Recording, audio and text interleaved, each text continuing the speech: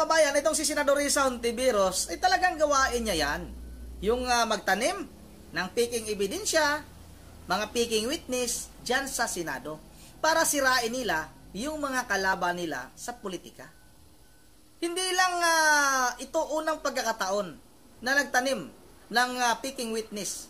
Itong si Senador Risa Hontiveros, sa katauhan nga nitong si Alias Rene, mga kababayan. Pangatlo na itong si Alias Rene. Yung pinakauna, mga kababayan, itong si Alias Bicoy.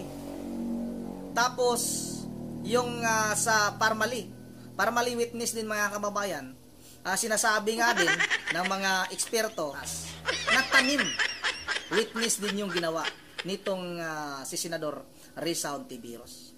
Sila yan magkakasama yan, mga kababayan. Lalong-lalo na noong nandyan pa nga itong si Trillanes sa Senado. Magkasabot yung mga yan. Sila dilima. Sila din yung nagtanim noon kay Alias Bicoy.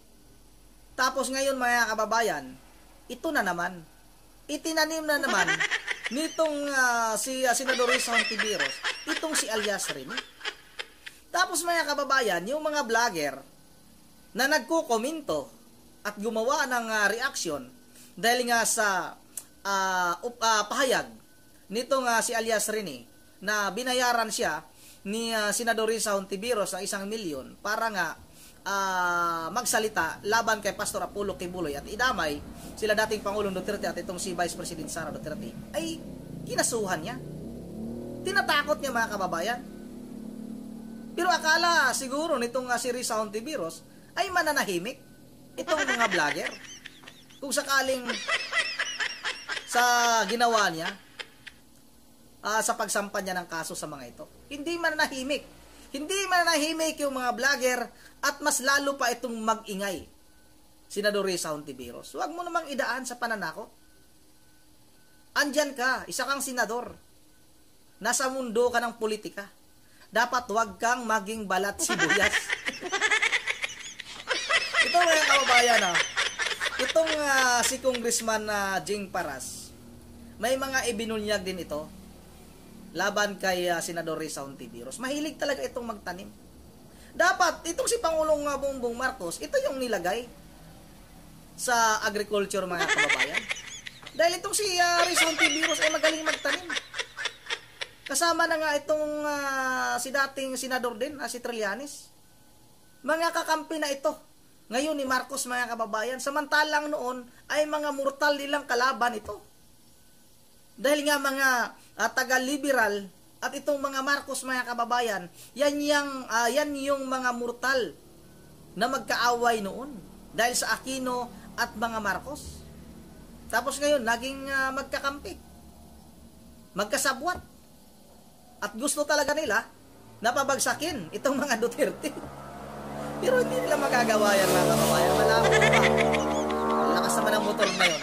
Malabo pa sa sabaw ng pusit yung kailang pangarap na ipabagsak nila itong si Vice President Sara Duterte at mangyari nga, mga kababayan, na hindi na makatakbo sa darating na 2028 presidential election.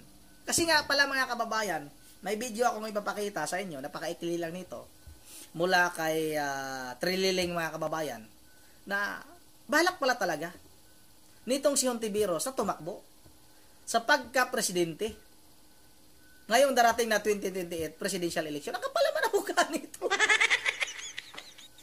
Paano? Anong gawin mo sa ating bansa? Bang ikaw yung manalo bilang presidente? Akala mo ba mabubula mo yung mga tao? Malumanay kang magsalita, halos hindi ka tawag nito, mga kababayan, hindi ka makabasag pinggan dahil parang dalagang Pilipina ka. Pero sa kaloob-looban mo pala, Risa Hontiveros, isa kang demonyeta. Masasama. Talagang masasama yung inyong mga pagkatao. Hindi mabuti para sa ating bansa, mga kababayan. O ito na, sabay-sabay na natin itong panoorin. There's a pattern of this kind of behavior. Pattern talaga. Perpetuated by Senator Hontiveros in trying to bribe witnesses for her purposes, no? When you say a pattern, Congressman Jing, ano yung pattern na yun? Back in 2019, there was also a witness, Bicoy, Yes. who later recanted Yes, and claimed he was manipulated by Senator Sonny Trillanes and Senator Risa Ontiveros. And then in Yes. 2021, you also have this Jaime Vegas who filed a complaint with the ombudsman and alleged that Senator Risa bribed VJ Almira, who was a witness in the Senate Blue Ribbon Committee Farmally, hearing I on think, yeah. Farmally. Farmally. Well, as early as, well, I can only speak directly as far as my personal experience on Senator Hontiveros' attempt, or she had done about, trying to make witnesses be her pawns in her fight against other politicians, other people. There's really a pattern itong ginagawa ni Ontiveros, because as early as I think the impeachment of Chief Justice Corona, there was already a testimony during the course of Senator Miriam Santiago's interpellation of the witnesses.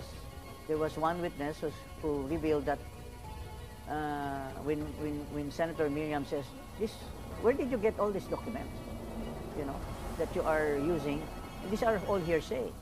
And the witness says, well, ma'am, it was turned over to us by Senator, he was not yet a senator at the time, by Mrs. Guzman. Ontiveros.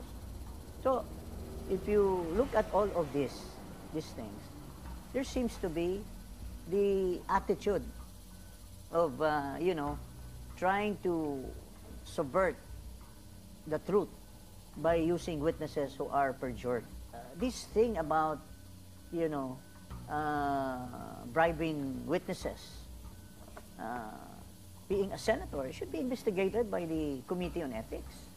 And here, I call upon my good friends in the Senate, especially Robin Hood Padilla, who's a do-nothing senator. It's about time he should prove that he loves President Duterte so much. I challenge him to file this ethics committee case and against Hontiveros for perpetuating this, or Bato or Bongo. I call upon them to file cases against Hontiveros. This is so much. For so many years, he's doing this allegedly. So it's about time that they should also do their part. They became senator, they became somebody because Duterte made them. So it's about time that they should give him in return. So for you and Attorney Topacio, are you planning to file any additional case against Senator Risa based on this recent event?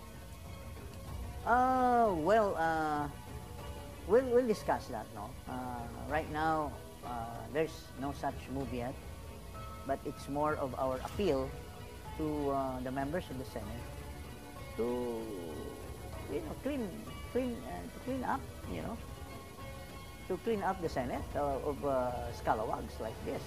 Ayun ang mga kababayan, talagang gawain pala talaga nitong si Senador Risa Hontiveros na magtanim ng mga talagang picking witness, mga kababayan. Kahit pala noong hindi pa ito senador.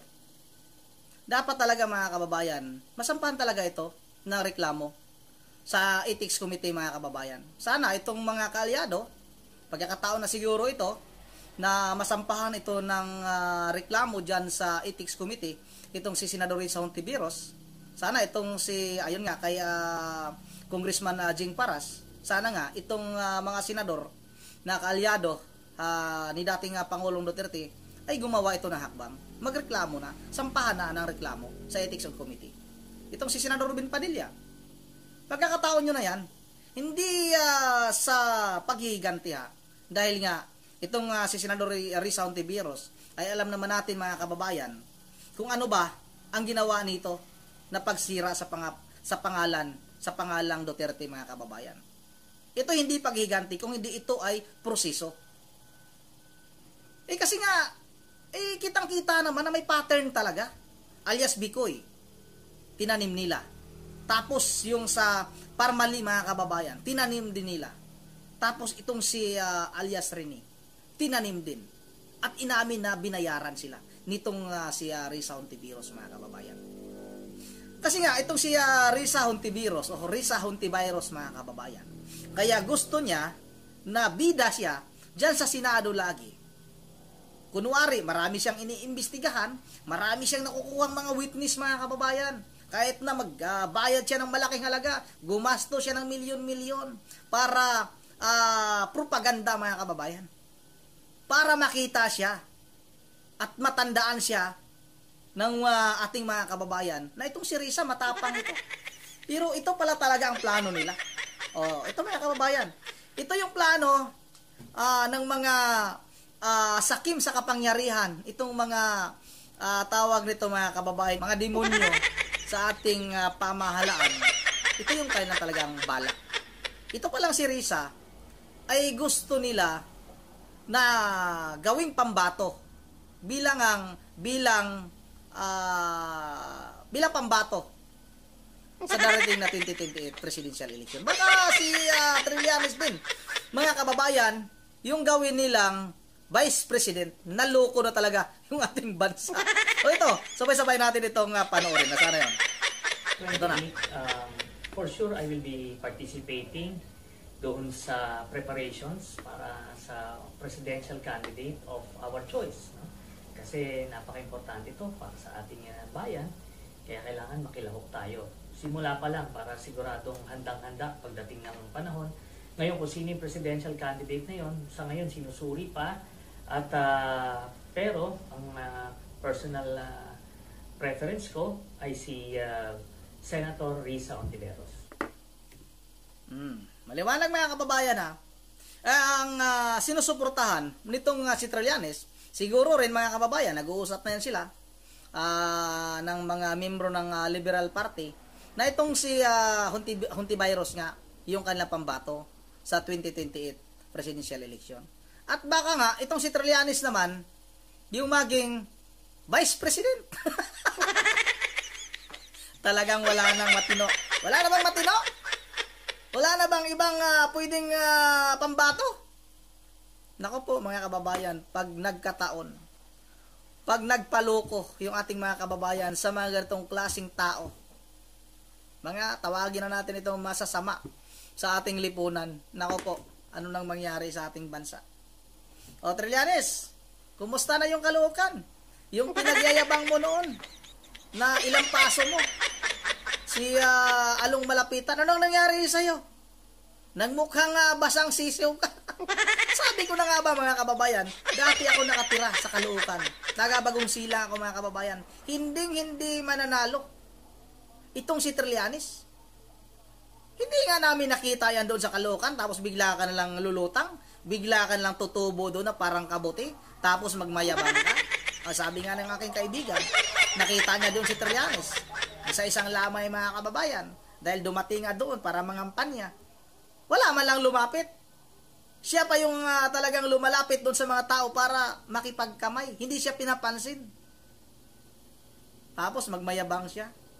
Tapos itong si yung vlogger na supo, hindi na ako gumagawa ng reaction video noon, mga kababayan, itong si Epifanio Labrador. Dahil alam naman natin na puro lang kasinungalingan yun. Hayaan na natin yun. Titingnan ko na lang kung halimbawa may mga bira na siya na hindi na rin tama, bibirahin na rin natin yun ulit, mga kababayan. O yun ang dito lang muna, At talagang hindi lang yan yung unang pagkakataon na nagtanim ng peaking witness itong si Risa Hontiveros. Pangatlong pagkakataon na yun, mga kababayan, nung naging senador siya. Pero noon pala ay ginagawa niya na rin noon nung hindi pa siya senador. Ayun kay Congressman Jing Paras. Yun ang dito lang muna bago tayo magtatapos ay mag-shoutout lang muna tayo, mag-shoutout tayo kay Ma'am Joyce ng Japan, kay Felix Bico, shoutout na rin kay Ma'am Edie sa Borbe, kay Binoke TV, ay Sit ng Camarines Norte. Maraming salamat sa inyong pagsubaybay, Sit ng Camarines Norte. Makakabawi rin tayo sa ating mga upload, mga kababayan. Nung mga nakaraang araw ay talagang napaka-busy natin. Hindi tayo makapag-upload ng maayos, at laging gabi na lang yung ating pag-upload. Siguro babawi tayo sa mga susunod na araw. Shout out na rin kay Jeric Gonzales. Shout out kay Rufino Ramos. Shout out kay Lia Clorivel. Ikaw, Risa Tanas, ang dapat ikulong habang buhay. Sabi ni Lia Clorivel. Ikulong ka daw ng habang buhay. Shout out na rin kay Imelda Pascua, idol ha. Tama, lumayas ka sa Senado, Risa Hontiveros. Dapat napasampahan na talaga ng reklamo yan sa Ethics Committee. Shoutout rin kay Pridi, shoutout kay Aurelia Mendoza, Ma'am Joyce ng Japan, Dayo Pitman, kay Renew Perwilo, kay Ma'am Berge, Religious ng Pulilan, Bulacan, kay Hermani Fowler, o isa mga apo pala ni Ma'am Berge, na si, tawag nito mga kababayan, si Ma'am, ano ba yung mga apo ni Ma'am Bergie, si si Coco, si Yuri, at saka si Dion. Yun dito lang muna at once again, this is Ronde TV mo. Ingat yung lahat. God save the Philippines.